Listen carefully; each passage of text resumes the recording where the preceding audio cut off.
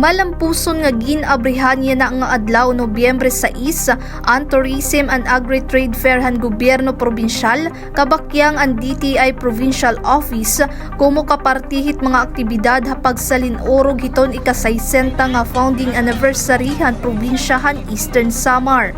Ang Tourism and Agri-Trade Fair inakaangkla ha tema nga Strength in Unity toward a Legacy of Resilience and Progress in magpapadayon nga dahiton Sabado, Nobyembre 8. Ginpartisiparan inihin 70 nga exhibitors og micro, small and medium entrepreneurs o MSME sa tika nga 13 nga bungto ha probinsya na sabi nga aktibidad. Naka-display ang magkadorodalain nga presko nga na reasonable nga presyo hin mga produkto hauma sugad ditong mga utanon, prutas, sabunay, tanaman, handicrafts, furnitures ng iba pa nga mga lokal nga produkto. Ginpangunahan ang opening o ribbon cutting ni Board Member PG Evardoni como representante ni Gobernador Ralph Vincent Evardoni, Mrs. Grace Evardoni o podhera Board Member Timmy Campomanes ngan BM John Gilitano.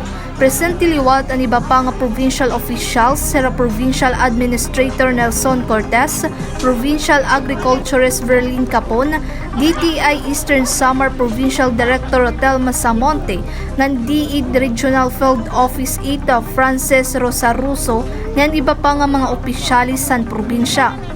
Haminsahin ni Board Member PG Evardoni iya gintagan doon nga tututukan ng gobyerno probinsyal ang agri nga tourism sector dara nga nakakapaghatag inihin kita ngan pakabuhi ha mga istihanon.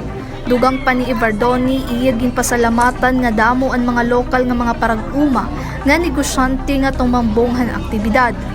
Nagpapasalamat po kami sa lahat po ng mga taga-ada itong mga booths. Alam po namin na grabe po ang iyong pagpapagal, ang iyong paningkamot para mapaupay ang iyong mga produkto. And yan nga daw, ipapakita namin ha iyo na bugos ang amon pagsuporta para ha iyo. We wish you all the best. Sana po damo ang pumalit, mas humataas ang iyong mga sales. And mga susunod na adlaw, magbuburublig kami para po i-promote ang iyo mga produkto. Because your success is the success of our province, Eastern Samar. Samtang haminsahi na Rosaroso, iya gintagos siya ang mga parag-umang ang mga lokal nga negosyante. Ang trade fair inaging testimonyahan padayon nga pag-uswag han Eastern Samar, pinaagi han talento nga natural nga karikuhan han probinsya.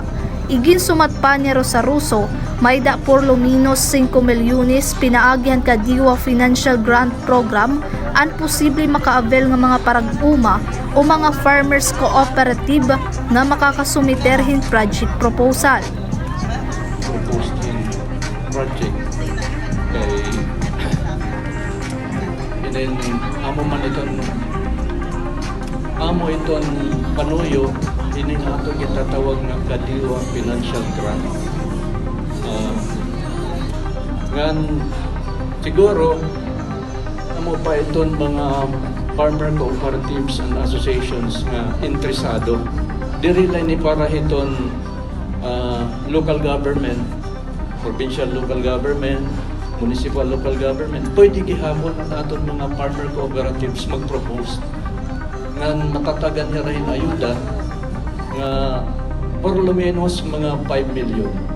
Basta ma-validate natin, makita natin nga itong IRA project proposal pag-half-site. Kamu gihapon ito natin ipaparayaw ng mga karikuhan ito natin probinsya.